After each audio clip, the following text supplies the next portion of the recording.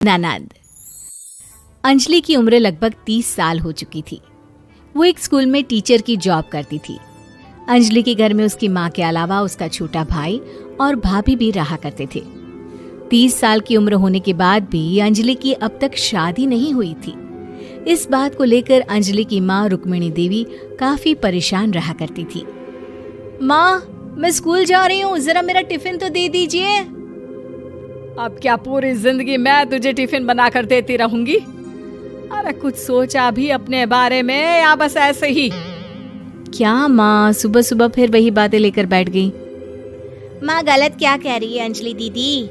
इतनी उम्र हो चुकी है आपकी, माँ कब तक आपकी सेवा करती रहेंगी? भाभी, मैंने माँ को कब कहा कि मेरी सेवा करो? वैसे भी अपना टिफिन मैं खुद तैयार कर लेती हूँ, बस टेबल से उठाकर देने को ही तो कहा था। वैसे अंजलि दीदी, देखा जाए तो टिफिन उठाकर देने की उम्र तो आपकी है। आपका अपना घर परिवार बच्चे होते तो ये जिम्मेदारी आज आप पूरी कर रही होती। एक बात मेरी समझ में नहीं आती, अगर मेरी शादी नहीं हुई तो इसमें मेरी क्या गलती है? और तुम सब लोग मेरे पीछे क्यों पड़े रहते हो? अरे कुछ कहना क्या पीछे पड़े रहना होता है?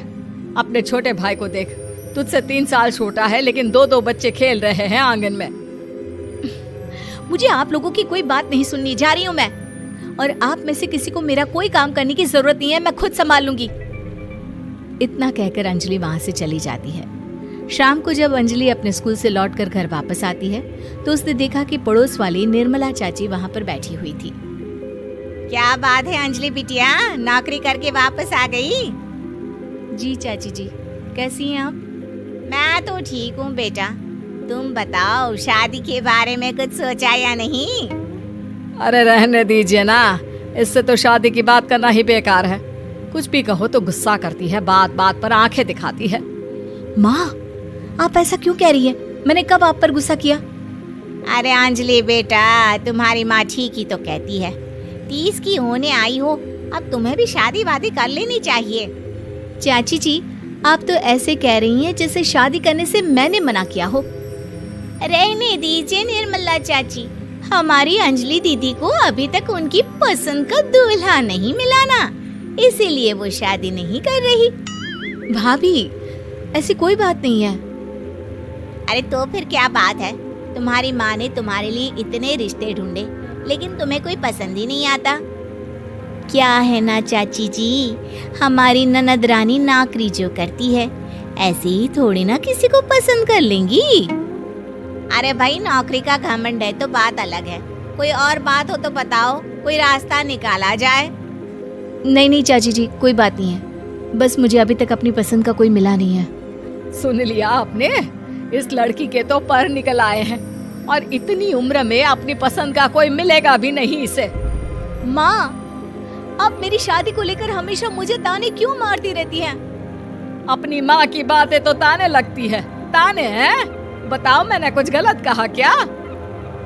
देखो, ये सब छोड़ो, मेरी दूर की बुआ का बेटा है, उसकी अभी शादी नहीं हुई है, उम्र होगी कोई 34-35 साल। आप कहें तो बात आगे बढ़ाऊं? अरे हाँ हाँ, क्यों नहीं, ये भी कोई पूछने की बात है।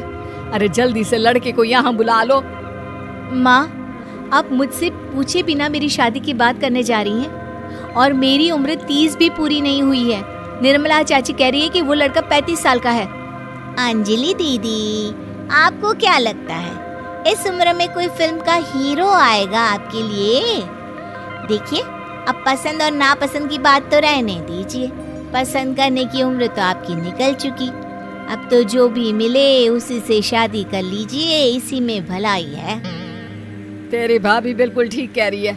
अब जैसा रिश्ता मिले उसके लिए हाँ कर देना, ताकि हम भी गंगा नहाए।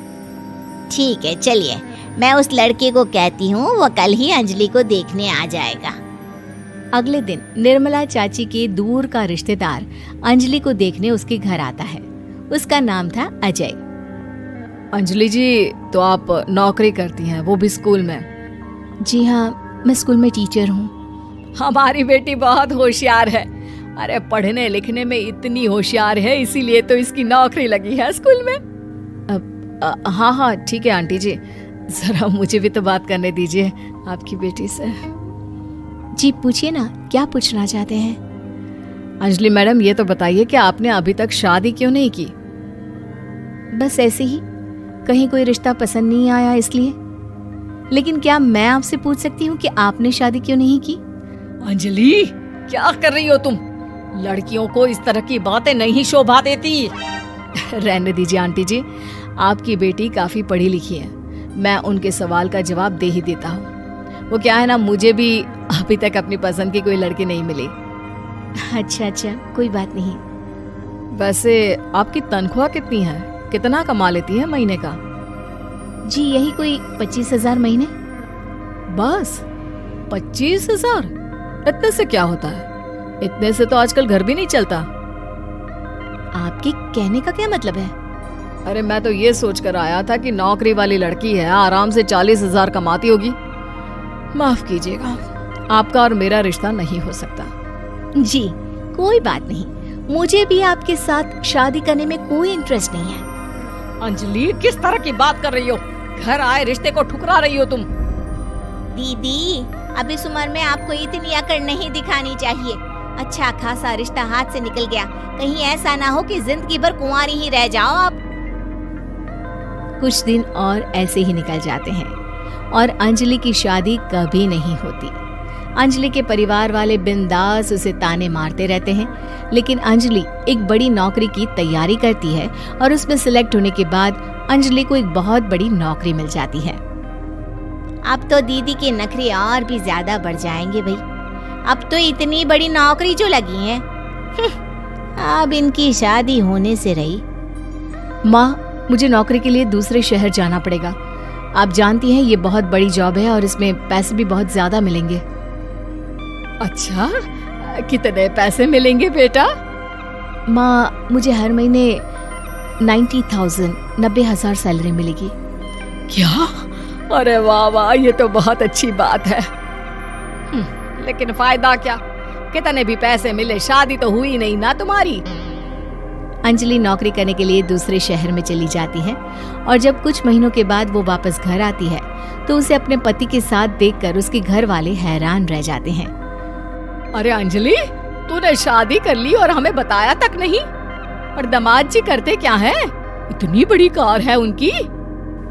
माँ, मैं आपको सब कुछ बताना चाहती थी, लेकिन आप सबके ताने सुनकर बहुत दुखी हो गई थी और इसीलिए मैंने अपनी पसंद से शादी कर ली। मेरे पति मेरे साथ ही ऑफिस में नौकरी करते हैं और बहुत बड़े अफसर हैं। और एक बात बताऊं माँ, आज मैं बहुत खुश हूँ।